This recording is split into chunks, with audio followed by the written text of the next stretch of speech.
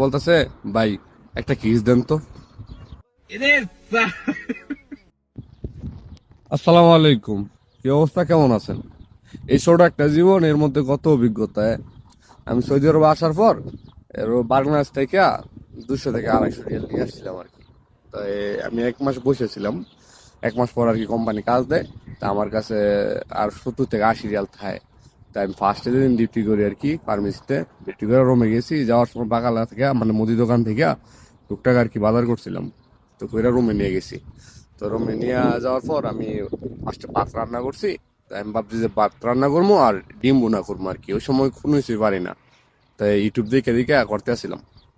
তা আমি ডিম ছিলতেছিলাম, এক বাংলাদেশি নাই বলতেছে, ভাই একটা কিস দেন তো। আমি দৌড়ে মিয়া, কি কনি গেলি, কোনো কথা বললেন মিয়া।